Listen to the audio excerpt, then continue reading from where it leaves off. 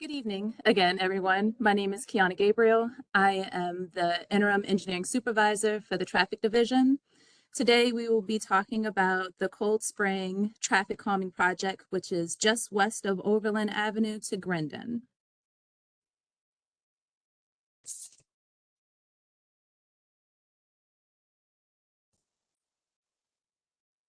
Okay. So I got a few agenda items we can go over. We're going to talk about the background of the project. I know a few of you have already seen the presentations that I've done for Morgan Park and Lauraville for the two options that we have presented last year. We're going to recap the votes from those meetings. We're going to talk about how we took the input from those meetings or from that survey and incorporated them into our new design, and then what our next steps will be.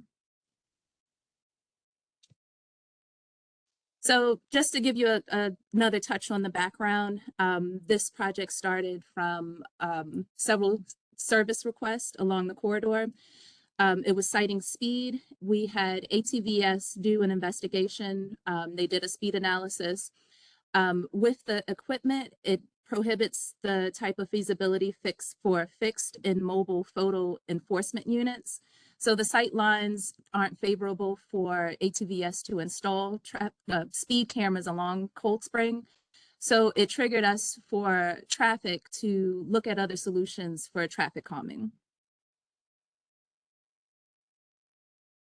So our project limits are from just west of Overland to Grindon. It's approximately 0.4 miles. The goal of this project is to narrow the lanes. Regardless of what was voted on, the primary focus of this is to address the speed issue and the safety issue. Once it was put into our 311 system, it was alerted to our city council, our council people, and our leadership to know that something has to happen along this corridor to address the speeds. So the solution that we've come up with the traffic study and the input from everybody is that we definitely have to narrow the travel lanes so that we can reduce the vehicle speeds. And these buffer areas are to create a space between the travel lanes and the sidewalks to make it more friendly for all users, whether you're walking, whether you're trying to cross the street. The amount of traffic that comes through Cold Spring Lane at a higher speed pace or a higher speed makes it a little bit more uncomfortable to traverse between Morgan State and Harford Road or wherever else that you would like to travel to. So let's talk about the results of the votes. This is a combination of both Morgan Park and Lauraville votes. So for option one, the parking on the north side, we had 19% say yes, 73% say no, and 7% that has no vote, meaning that they just left comments. They just wanted to voice their concern, make a suggestion, anything that they felt like putting in the suggestion or the comment section of the voting. So for option two, for the parking on both sides, we had 12% say yes, 77% say no, and 10% leave a comment. So we took all of that feedback, and not only did your community vote, but you guys voiced your opinion. I had the opportunity to go out with Morgan Park to really hone in on what exactly it is that your community needs on that segment between Overland and Montebello Terrace. So a lot of the things that we had discussed in our field walk are incorporated into our new design.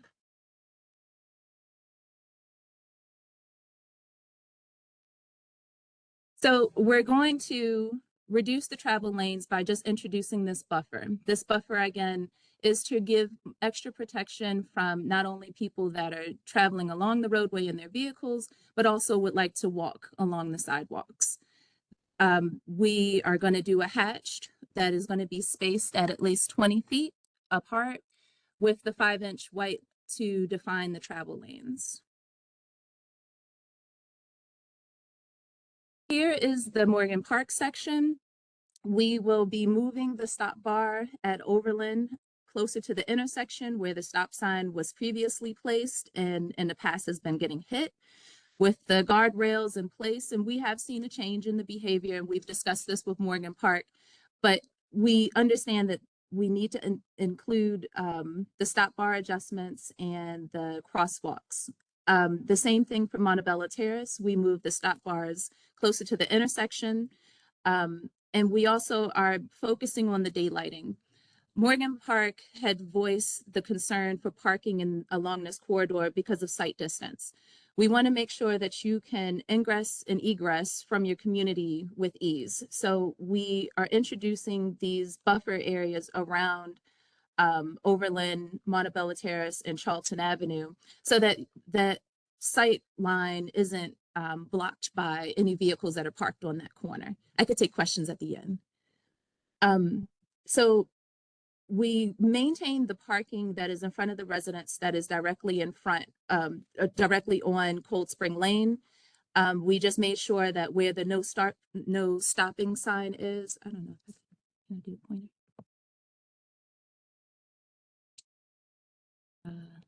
I'm sorry, I thought I could use the pointer. Where the no stopping signs are by the corner of Montebello Terrace, there is a fire hydrant there. So we just want to really encourage folks not to park there with the hatched. And we believe that that would prohibit folks from freely just pulling up there and parking and causing any sight distance issues. The same thing at Charlton Avenue. There is some tree overgrowth, and I know that forestry has been contacted to make sure that we can maintain those sight lines. However, that if there is a car parked there where the existing no stopping sign is, it does shorten the sight distance for vehicles traveling westbound on Cold Spring Lane. So I feel that these adjustments can help the ingress and egress from the Morgan Park community, as well as narrowing the travel lanes and slowing down traffic in this segment of Cold Spring Lane. And as we approach Pilgrim, there is existing parking for those residents on Cold Spring Lane, where we had made the adjustment on the previous page for the no stopping for the sight lines on Charleston. We are maintaining the parking that is there as you approach the curve, and then giving 25 feet on each side of Pilgrim to maintain those daylighting and that sight distance in and out of that, that street. Then we continue on to tie into the existing treatments at Grindon. And the goal of this project is to not only tie into the Grindon Avenue traffic calming improvements that are already there, but we're also going to refresh and renew those pavement markings and flex posts and things like that at that intersection. So talking about next steps. So the goal is to move forward with the concept 3 that I presented to you.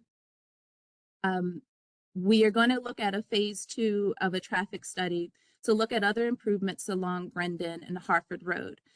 A lot of Laurelville community members wanted to voice the concern that there's nothing else going on west of Grindon. So we want to make sure that we took our time, because most of the service request for this issue from the beginning was about the curve section. So we made sure that we focused our efforts on reducing the speeds of the curve and making sure that our treatments are for that segment of roadway. But we have taken your concerns into account, and we are going to do a phase 2 that will connect Grindon to Harford Road. And at this time, I don't have any concepts to share with you, but we are going to make that as a phase 2 and continue to communicate with the community as far as what we think that can improve the traffic flow along that segment. We're also going to do an investigation on any crosswalk locations between Morgan State and Harford Road. We're going to see what the feasibility of any crossing sections and present what our findings are with our continued community outreach. And that is the conclusion of my presentation. And there is one question already in person, and I can take your question. Go back. Right there, Oh. Charlton. There you go. You don't need, that's one way. Yes, so the stop bar should not be there. Yes, this is not a final plan, it's still a visual concept, because there is one more mistake on here. Our no stopping sign has 2 arrows. It should just have 1 arrow pointing west or east. I apologize. Yes, sir. Corner of Grindon and Cold Spring, you have congestion. If you have a person trying to make a left on the Grindon, the traffic can be backed up almost quarter of a mile because you can't get around. If you would, it was a turn lane only, the other traffic could go around. But if you sit on that corner, you just stuck there. Yeah, I was gonna say, my wife and I walk there 3 or 4 times a week. And at the right time, there's a big backup there because the way the flexi sticks are placed, you can't swing around and get around cars trying to turn left. And it would definitely improve traffic flow a little bit. Now, that may be counter to what you want to do in terms of slowing traffic, but it doesn't just slow traffic, it stops it. Understood. That's great feedback, and I appreciate that. I will make sure that we look into this. That is the way it exists now. Mm-hmm. So, doing something there to help. Before they did improve that, it. before they put those sticks, you could turn. You could turn and you could swing past the cars that were turning, so you could keep traffic moving. Yeah. It does get you closer to the sidewalk. Which already doesn't have. That's true. Yeah, we're trying to address 2 issues, but they do kind of counter each other. But there's something that we can still make sure that we look into and see what's the best option for this corner. Yes, sir. Or, I'm sorry, ma'am.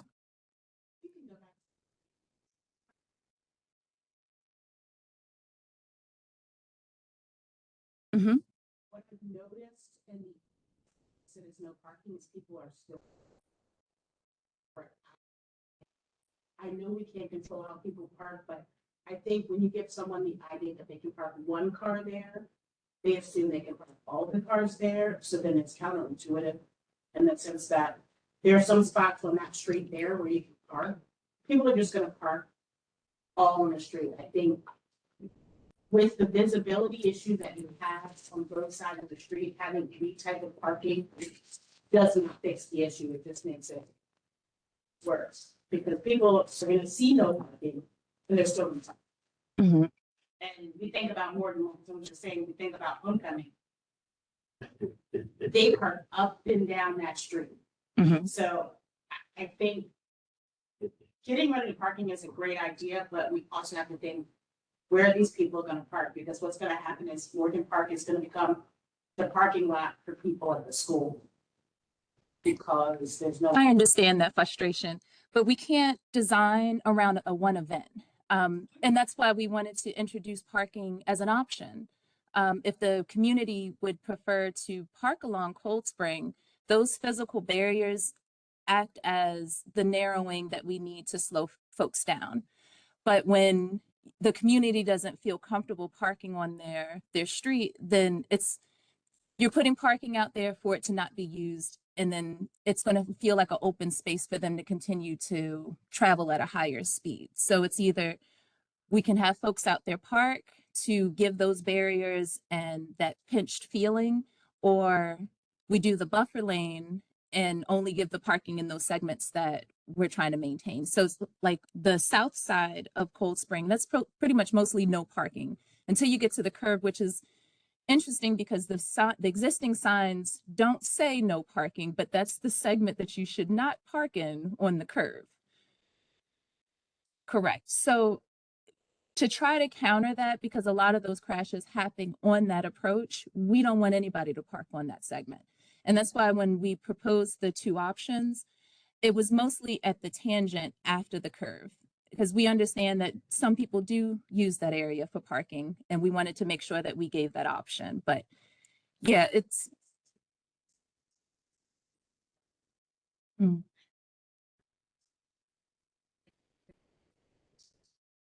See. Mm-hmm. Of if they're parked where they're supposed to. Absolutely. And it sounds like most of the consensus that the community said that they want to be able to enter and exit the community safely. And I think that having the daylighting, the no parking, at least 25 feet on each side of the corners will give you that safe distance and a little bit more comfort pulling out into the intersections. Yes, ma'am. Only because when you come out of Overland and Montebello Terrace, that's the two exits I come out of. Mhm. So in the morning, traffic coming down Cold Spring is terrible. Between, leave my house between 7:10, no later than 7:20, the latest, is terrible. You have people coming from both sides. The visibility is really, really bad. I almost got in an accident a couple of months on Montebello because a car was coming down Cold Spring. The visibility, because it's a hill, Mhm. the visibility is really bad. A lady stopped so I can come out. Another car got around her. If I did not see that car, it would have been on impact. My issue is the visibility, coming down and having those parking spots, even when they have like construction. Right now we have construction. The big trucks are in the way. If you even move out a little tad bit inch out, right there. My insurance is already high. You're in Baltimore City, it's super high. I don't want to have to keep paying for something that's not feasible for our community. We can't see when they have construction. We can't see when we have the homecoming. We can't see when people park there on a regular basis. You just can't see. The visibility is terrible. My concern for us is that the parking on either side is only going to make things a little tighter. I understand you want people to drive slow, but people are not going to drive slow. People want to drive how they want to drive at the end of the day. What about people still in cars, hitting people's cars, driving on people's property because they can't see? I mean, it's just so many factors that I would want DOT to look into because it looks nice on paper, but realistically, if you don't live in our community, you don't feel it every day. That's just my thing. I don't think this is going to work. It's not. It's gonna hurt us if anything. So I will tell you that the buffer shifting traffic away from the curb will give you a little bit more space when you are entering the intersection. So as you approach your stop bar and you come to your complete stop, this daylighting should be able to give you at least enough window for you to be able to see left and right. And then as you proceed, you have at least another 8 feet where you're not in the travel lane, but you're still in the buffer area for you to continue to proceed into the intersection. So it will give you a little bit more protection as you pull out. And as far as enforcement, our director is trying to be more vocal about getting enforcement out there. I mean, we take the time to put these signs, put these measures in, but they have to be enforced for it to work. And we all have to kind of work together for that to all work. So we are definitely trying to be more proactive as far as trying to get enforcement officers out there. If that's what we have to do with campus police or when there's events, we have to make sure that people are following the rules that we're putting in place because it's making it unsafe for everybody. They're out in neighborhoods and they're not enforced. I mean, everyone has a driveway, and I understand they don't want to park on their driveway or whatever, but we still have the inch past people's cars on Overland, on Montebello, on College. It's always a tight squeeze coming through. Our neighborhood, since we've been there, I want to put up a little stop sign in front of my yard. Don't park in front of my house because it's time for me to pull out. I gotta go knock on someone's door. Hey, move your car because if I hit your car. It's so narrow and yeah. We already have all these nice stop signs all around our neighborhood, which I asked the previous president, what's the purpose of us having these stop signs for if parking is not enforced? Now, if you put these parking spaces out here, it's not gonna be enforced either, because it's not even being enforced in real life. I don't never see a parking person coming around and ticketing anything.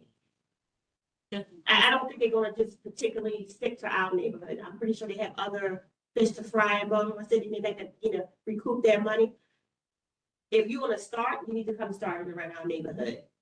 if you start seeing people move their cars and things like that, that's fine, but this right here ain't gonna work. People wanna park, and I don't see any kind of enforcement gonna be in detail with this at all. I don't see it. It's one issue and problem. And I can see my insurance going up because someone's gonna pop that car. Exactly. Or that inch that you say that you have, again, you have to, I mean, if you have to live it to see it every day. Trucks be out there doing constructions. I have to like, it's okay for me to go out, like, you know, or just to see what's going up the street. You can't, I mean, you can't see if a car is right there or a truck. You can't predict what's going to be right there on that corner. It blocks your visibility. Okay, I definitely understand what you're saying, and I do get your points. Some other things that we could maybe think about putting at these corners are curb stops, so that you can't just pull into these areas. Like, we're not putting flex posts. We understand the census of not having flex posts on the corners to deter the parking, but there are curb stops that can be placed there so that you aren't just pulling into these areas. If we can revisit how to combat this issue without, we have to do something. And with us doing nothing, like we had a crash a few months ago along Cold Spring right at this curve. It spun out. I think it was in another neighbor's front yard. So we have to do something to try to combat this issue. And first steps of trying to get something done is at least putting the pavement markings and the restrictions that we need here. And then the next step is trying to work with our local police and enforcement and traffic enforcement officers to try to be more proactive in these areas. And that's where we stand. Yes, ma'am.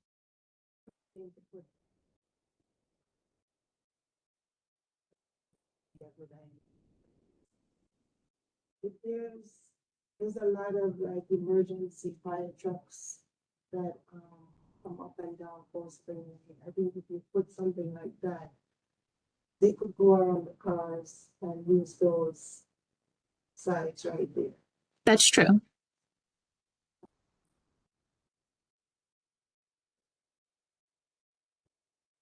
Okay. Yes, sir. Question. Are those like where you park cars, where the lines are? Or is that- No, that's a hatched area to deter you from parking. It's to deter you from parking. It's a hatch, but no, not angle parking. Thing that concerns Cold Spring is already somewhat narrow. So you're saying that there's no parking on each side of Cold Spring, from Grindon down? So there's the segment here between Overland and Montebello that already had existing parking that we're maintaining for that property. And then going to the right of Charlton, there was existing parking that we were maintaining up to Pilgrim. Oops, sorry.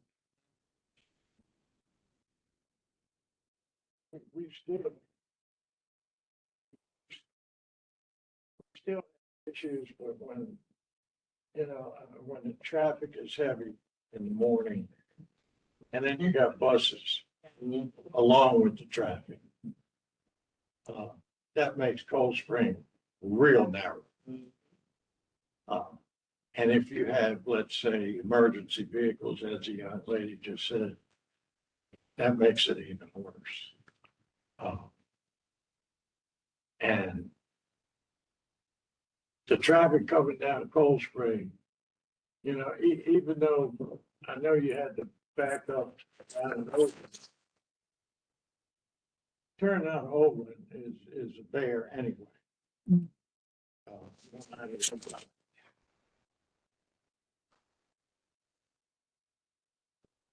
I think a lot of people are thankful that some trees are gone. No, I sure was. So all I can say is thank you. And the thing that, you know, to accommodate getting up because we got that steep hill coming from, let's say, Pilgrim down. Mhm. And we still don't know, maybe you do, but we still don't know whether Morgan, we don't know what situation is gonna be with this new dormitory. Correct. And the Now, some signs, people are saying that's gonna be a parking garage down there. Now, I don't even wanna envision that. Because right now you got parking that's on the ground. I saw you made room for that. Mhm. But if they put a garage, I don't even want to think of that. Because you gotta remember, all these people that park, you know, for the dormitory, that's where they live. They don't live, that might be their temporary neighborhood. But, you know, that's gonna create. And I remember last time you said, oh, state, we know about it. Well, you may know about it, but you ain't gotta live with it. And I can't even, I think maybe at some point, we're gonna meet with McCullough, you know. And then we'll find out more from her about exactly what kind of, if they're gonna do a garage, if they're gonna keep it, you know, level.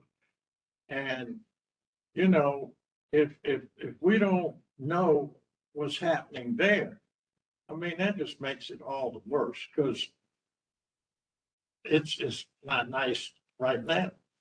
So Cold Spring Lane is 36 feet wide, which is 18-foot travel lanes right now. So it's very wide. Travel lanes are typically between 9 in the city up into 12 on the highway. So it's excessively wide. I know you feel that it's narrow, but it's not. It's really not. But I do understand not being able to bypass if there's turning traffic or just the general flow of traffic, because there's nothing to stop you between Hartford Road and the light at the campus. So folks are just kind of flowing through. So it is harder probably to try to find that window to be able to come in and out. So I do understand that. But being able to put traffic calming in place, if there's an anticipation of more ingress, egress, or more trips for the Morgan State campus, we want to make sure that they're going to travel along this roadway slowly to that campus, and not, if you didn't want them to park, they won't be able to park, because it's going to be hatched, it's going to be signed that there's no parking along that segment, so that you can still keep those sight lines open. But what Morgan does, if they're going to increase whatever the volumes coming in and out of there, we still want to make sure that the roadway approaching that is at a safe speed. Well, you know, see, here's another issue that goes along with what you're just talking about. When they finish building this new science building that's right on the corner where the stoplight is, then they're gonna have another biology building that's getting ready to be constructed, that's right in the back where the creek is. And you know, they're doing all that construction down there, and I got a good look at it. They got a hill going down there, and that building is gonna be upward, whatever. But they're gonna have traffic coming out that way through the light, and then in the morning, you can only go down one lane to the stop lane. Dormitory. There's not two lanes, it's one lane. And then you're gonna have, traffic from going up the back part of Morgan. So it's gonna be interesting, to say the least. challenges. And, I don't know, can you make the bridge wider? At Herring Run, So it's got two lanes. You can only do one lane. Traffic, it's gonna back. You know, get two lanes, you got the red light, that would make the flow of traffic move a lot easier. Now, of course, I don't know what your budget calls for, but I mean, we pay taxes. And you know. I don't know, well, that bridge been there forever. Mhm. And it's raggedy anyway. So why not put a bridge that'll accommodate 2 lanes across the creek? You know, that's a great point. I can bring that up to our bridge department to see what they have to say about it. It would definitely have to be a capital improvement project. That would be a process of at least 5 years or so before it would even be. Some of us may not be around, but hey. But we could start the process. I'm just trying to make sure I set expectations. I mean, you know, it can, you might have to get an engineer to look at how to manage that. But that certainly would make life easier. Mhm. I mean. Absolutely. I would have loved to be able to put a left turn lane at that signal, but there's just not enough room for it. And No, with it is. what the project that we have now, these are more quick build solutions. So this will be a capital improvement project that will be requested through your council person's office. And then they can start helping to advocate for funding for those projects. But for our task now, it's pavement markings, surface treatments to improve. Yeah, I'm sorry. Excuse me for 1 second. We also have questions online, so we want to do some from online and some. And just wanted to interject that we do have 24-hour traffic enforcement that is now occurring in the city, but they are based off of 311 calls. They're not based off of just ride around and try to find out what's wrong. And for traffic enforcement, moving vehicles, that is police department, not traffic enforcement officers for the Department of Transportation. Eric, can you read out?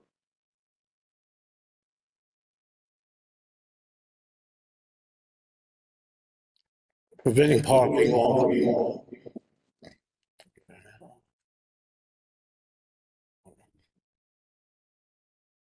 preventing parking on the curb. See, curb lane for vehicles to move into and allow emergency vehicles to pass. So that was just a comment, not a question. Derek Smith says, if there are any accidents or a fire truck, traffic will come to a standstill.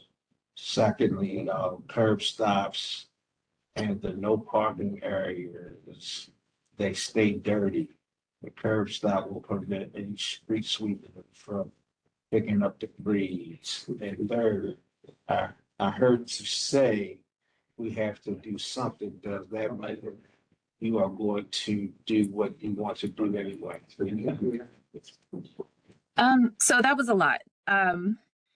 So curb stops, yes, would prevent street sweeping. I think the consensus is that you don't want to look in that direction for enforcement.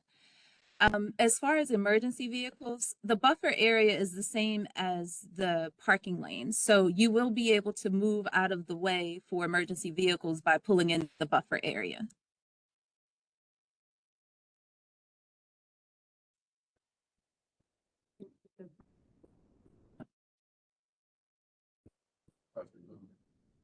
Okay.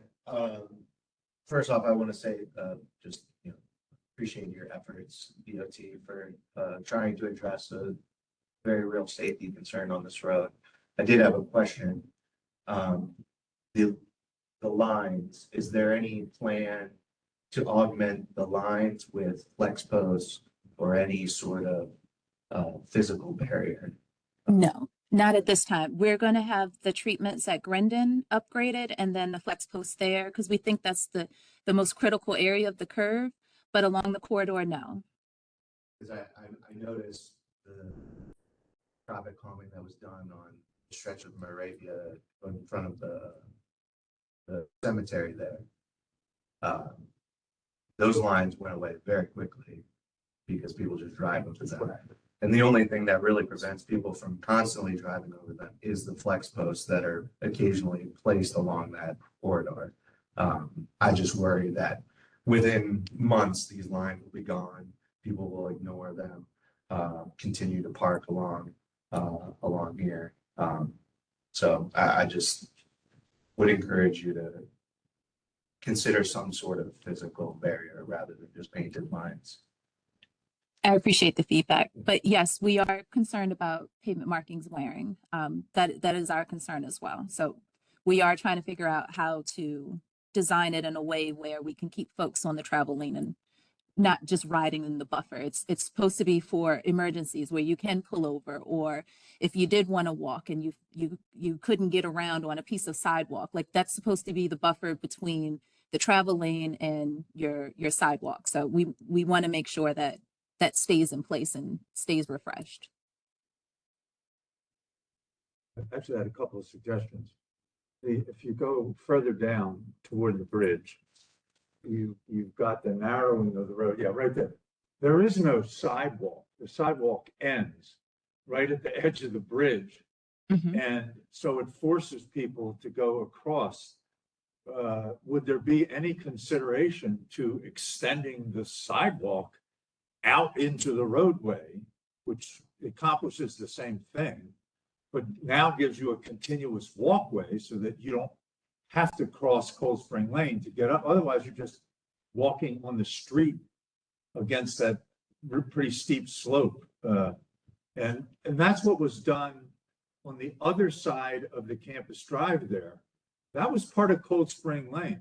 And when I was a student at Morgan and used to park up here, we finally persuaded the city to put a sidewalk in there to get up to the campus because students were walking out in the streets all the time. So that's just a suggestion. The other thing is, if you go back up to Carlton, as I said, I walk through there, it's 3 times a week. There, Montebello is a direct up from the Safeway up into that lower end of Largo, and we always see people carrying grocery bags and things up Montebello, crossing the street there. It would be nice to have some kind of crosswalk there, just as a way of alerting people that there are pedestrians, because they come tearing up over that hill headed west. And believe it or not, the cars going east are going just as fast to get up the hill. Yeah, that's true. So just having some marking there that would indicate that there may be pedestrians coming across here would be helpful, especially at dusk, because there's not a lot of good street lighting there. And when you cross, you take your life in your hands when you're going across that little intersection. Yes, I did read a few comments from the Lauraville survey that did make that same suggestion. So that's why it said it's going to be a part of the next phase, that because I want to look into what is the safest crossing. So my issue is making sure that we have proper stopping sight distance. So as you're coming around that hill and people are traveling 35, 40 miles per hour when it's posted at 20, will they be able to stop in time for that crosswalk at that location? So that's what my job is going to be, to make sure, is that going to be a feasible location for a safe crossing? Yeah, I'm just thinking that it would alert them that there may be people crossing there. I'm not under the delusion that people will actually stop regularly, but at least it gives them an alert. No, I understand. And then having the signs and the pavement markings out there, you're looking for people on the corner as you're approaching it. So I definitely understand that. The other comment that I'll make, and this relates to, I'm not really a big fan of the flexi. First off, they're unsightly. Secondly, they're not maintained. They're constantly getting smacked down, broken. But if you're going to do them at certain key intersections, Eckerdale Avenue is a good example of what not to do, because they put the flexi post coming out of those streets. So you have to come way out and you feel like you're going into the oncoming traffic lane just to get around the flexi post. So they need to be wider. You can't have them so narrow so that it forces cars coming out into the flow of traffic to go out into the oncoming lane of traffic to get around the flexi post. I don't know if anybody else has experienced that, but it's a pain. The trucks run right over. The trucks absolutely run right over. They do. Walked straight over it. He just ran straight into him. Now I have a comment. Could you go back to where the bridge is, please?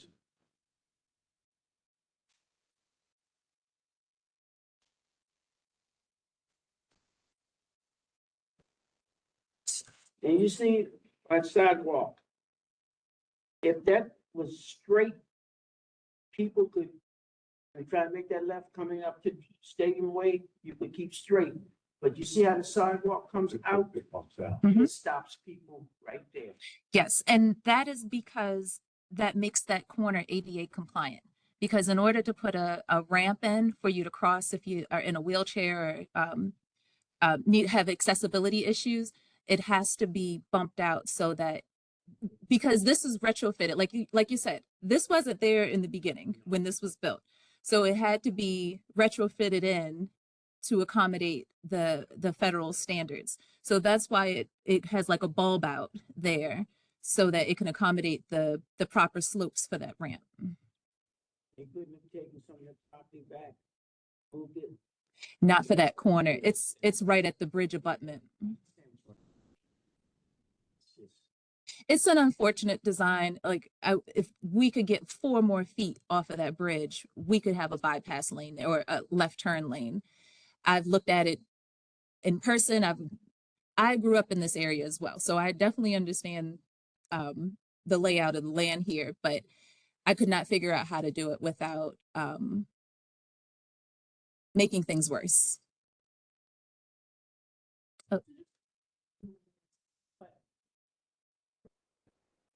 Rumble stripes, is that to be done? I mean, I know it deters, but So it would be more of a noise complaint because as the cars go down, you're constantly hear the brr, brr of every car that will come down your street. So the people facing Cold Spring Lane may not want that, but yeah.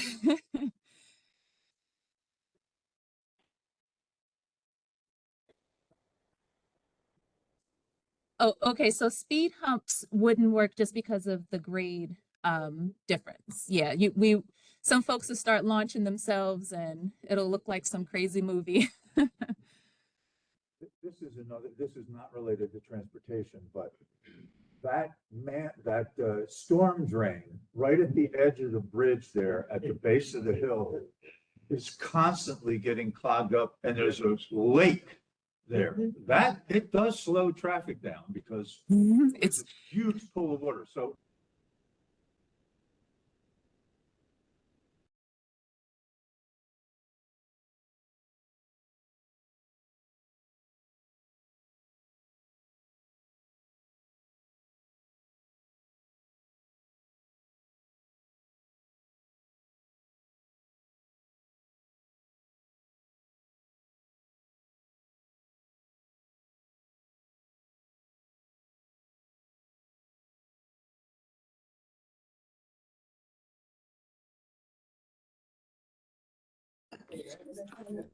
And actually, it's a T4. It's a T4.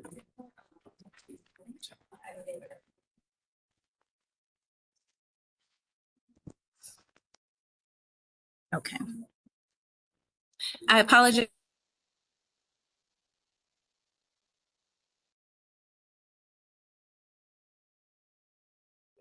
Oh. You can use this. He has a seat. That's fine. I'm like, Oh, yeah, for the presentation.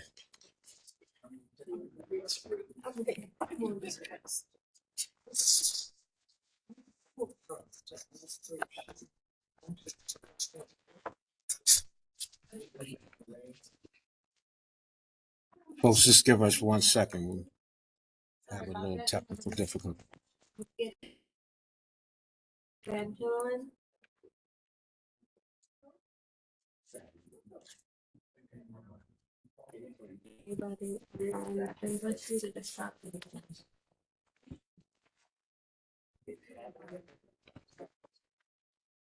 So are you asking for comments?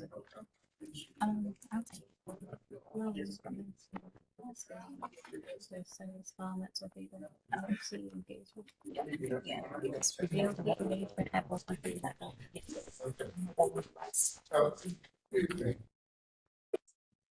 And we have the people who trying to get in, they cannot get, they can't do the chat. They are in. Oh, they're in the lobby waiting to get No, I'm access? talking about online. We have people online who are trying to get into the chat or, a microphone won't even come up. Yeah, well, there's no online no talking line. now. But what about the chat? The people are chatting in the People chat. chatting in? Yeah. Are they on the phone? No, yeah, I don't know whether they're on the phone. Because if they're on their computer, they could type in the chat. If they're on the computer. So I'm not understanding why they can't, because it's people chatting in the chat. Are they on the phone? I mean, I got people chatting in the chat.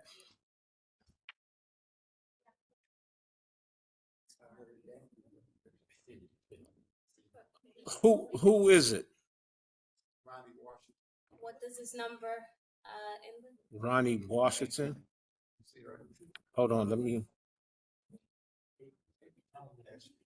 Speak on behalf of her. I don't even have a Ronnie Washington online. But I got a bunch of phone numbers. What's the last four of his number? He's gonna go back. Because that's what said she's on the phone number. You can tell us the last four. He can unmute her to ask her question. Okay, so she can text me.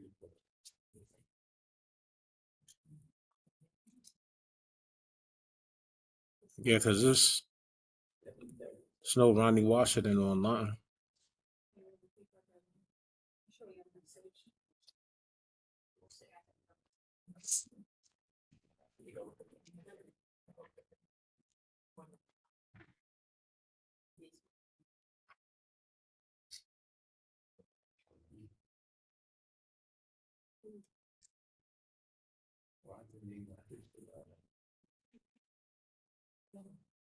With any other questions? Is a light at Montebello Terrace an option?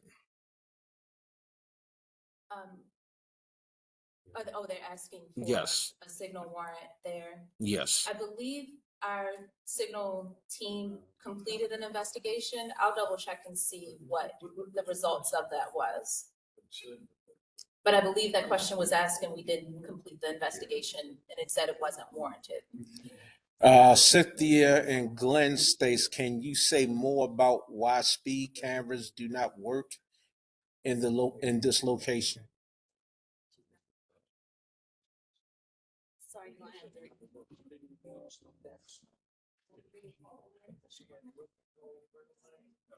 I'm sorry, so say it again. So Cynthia and Glenn says, can you say more about why speed cameras do not work in this location? Okay, so the mobile cameras and the stationary cameras that we have available for ATVES are not, the corridor does not fit the need for those cameras. We need clear sight distance, the curvature of the road, and the change in the grades make it difficult to have accurate speed detection. So it would throw the values off. So it was deemed not feasible for this section of the corridor.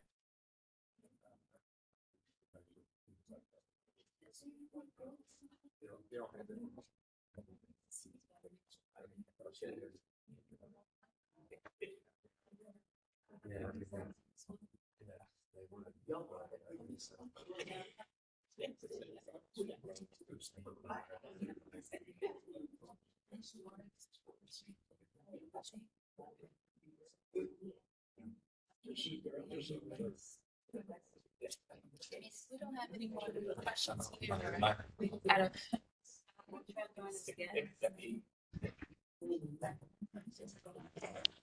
Let's see, the new message. Yeah.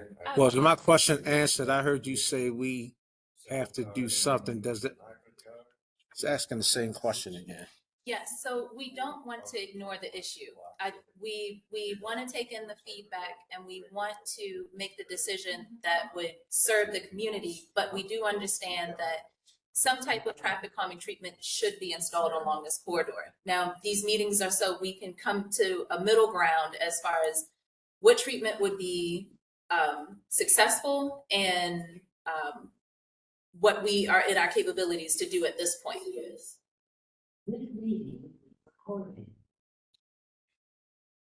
Do we have a deadline for when this decision is going to be made or what actions are going to take place? No, so we are still working through. I'm sorry, which?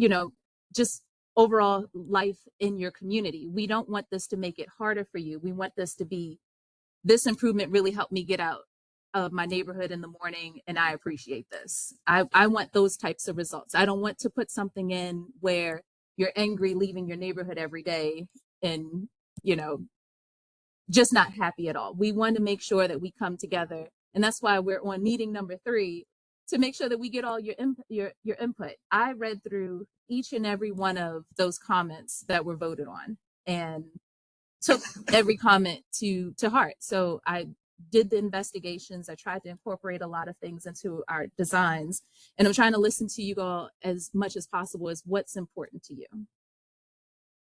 So we got 2 other questions. Can parking enforcement be stationed along this road for the first month so that people don't get the idea that they can park without getting tickets? That's a great point. We can ask for that. I've done that for schools where we've changed parking restrictions and circulation changes, and we ask TEOs to go out during pickup and drop off, but this can be treated the same way. Do those drive-bys in this neighborhood once these treatments are put in place. Once folks start getting ticket, and it's usually the same folks that want to park there. They're not new people going to a store or just people traveling outside of your neighborhood. These are people that are living in your neighborhood and doing what they feel like doing. So if we can combat those kind of issues and changing that behavior, that's our goal. So yes, we can ask to ask enforcement to do kind of like a sting operation after construction. And one other question, any thoughts of using traffic islands and add beauty to the area as well? Yes, thank you. Yes. So if we were to look at a pedestrian crossing, we would make sure that we look at a design that makes sense. I know ADA is in the direction of pedestrian refuge islands. It gives another level of protection. So it's definitely something that I'll look into for our phase 2 investigation. Yes, ma'am. Like several of the ideas that range possibility to be expanded. I know that may take time, but I also like the idea of the sidewalk on the, I guess it would be the south side of Cold Spring. Is that a viable option? So again, those are major projects that need a lot of funding to do so. So that would be something that we would have to start pushing forth from your elected officials as a community, you coming together and trying to share with our liaisons that need for that. And then we can try to go to City Hall to try to see what funding we can come up with to do these types of projects. But as far as traffic is concerned, in my division, it's not an option for us. So that would be a separate effort outside of comprehensive legal. Yes. Yes. Yeah, we need a plan as far as is what's the consensus of the neighborhood. Is this a true need? And then we need those elected officials to help voice that need and help look for funding and what other grant opportunities neighborhoods can apply for so that we can get these programs and these treatments installed. But with our operating budget and what we have in traffic, it's only what we can do on the surface level. Absolutely. So we need to go to City Hall. We can't find our councilman. Every time we meet, he's down here. One last time he was with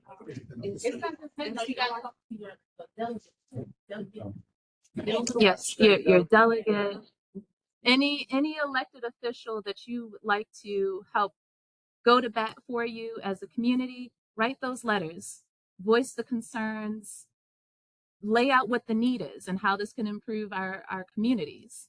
Our councilman will start talking about bicycles. Your delegates can help the neighborhood.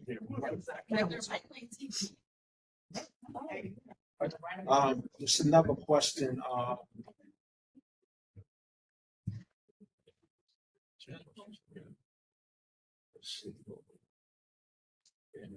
have you considered Chacones crosswalks with median refuges or other treatments that break up the linear blocks? No, we introduced the chicane design on Glenmore. We are still in the construction phase of that. We want to see how that operates. Will it really slow down traffic between Harford Road and Walther? This is definitely a great pilot for us to see if that type of lane configuration will work, but not at this time. And Cynthia and Glenn says, thank you for all your work on this, and the current plan seems like a good compromise and a good start. Appreciate that. I have just a comment, and it's not related to this, but it's related to Hillen Road and Cold Spring. When you're headed east on Cold Spring, there's a huge traffic backup turning left out onto Hillen Road. So what happens is cars are stacked up past where the turn lane is, forcing everybody over into the right-hand lanes. And then when you get to the other side of Hillen Road, you're back down to a single lane.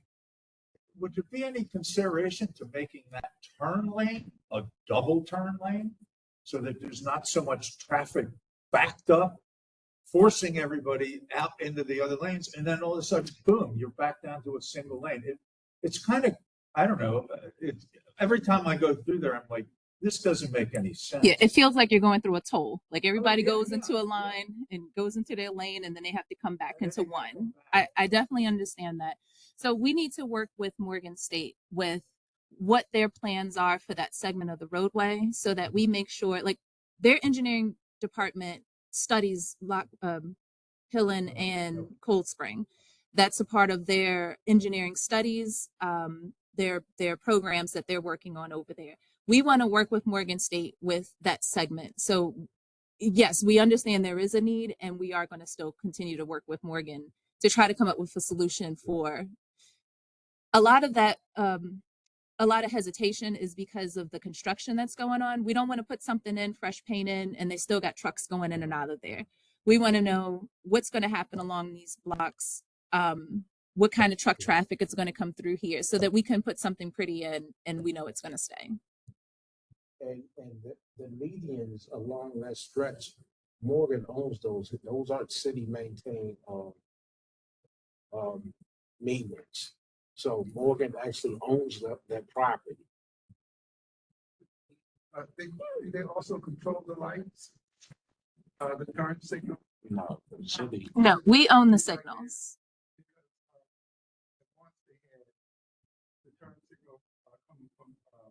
telling, going, making a left going to Cold Spring, they were allowing 2 or 3 cars to get through. Then they changed it for a period of time, and they made it longer. And I said, thank goodness they made it longer, because because you backed up and you backed up into the other lane. It's supposed to go through. But now, about a couple of weeks ago, they changed it back to that 2 or 3 cars to get through. And I don't understand what's going on. I put it in to 311. I want to know what's going on. So our equipment is old. So the controller cabinet sometimes it's called getting out of sync. So the time clock of the controller, it shifts and it throws the timing off in the cabinet. So we have to send our team out to manually go back in, put the correct timings in for whatever's going on to address the issue. So we are trying to upgrade our systems. We are now asking city council, because we're trying to do a citywide upgrade. Right now we're doing a timing effort, and it's exposing a lot of issues that we're having with our aging equipment. So our next step is to try to bring our cabinets back up to speed so that we can make these adjustments, not in the field, but at the TMC control office, which is the traffic monitoring center, so that when things like this happen, they'll get it on their computer, make the quick fix, and then keep traffic flowing. You know what? When you get to be our age, you're gonna be saying the same thing. And you're gonna be saying the same thing. Well, our equipment is old, we put it in. So you get ready, because you're gonna do the same thing. When you get, Okay. so just get ready, pay your taxes, you know, that's it. But just because it's old doesn't mean it doesn't work. You know? I'm telling you.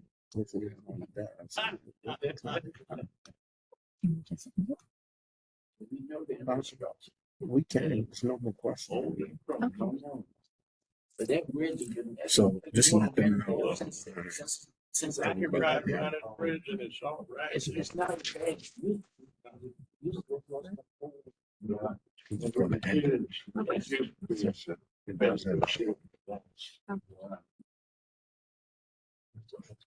So this is what you're displaying, and over there, whatever you're seeing, this is your second screen. I know, I'm trying to screen. So this is your second screen of what you're displaying, and then over there, the WebEx at the bottom. It just paid when we were kids. Okay, well, thank you all for coming. I appreciate your time. If you have any questions, please email DOT Engagement. We look forward to continue working with the community on these efforts, and thank you for your time.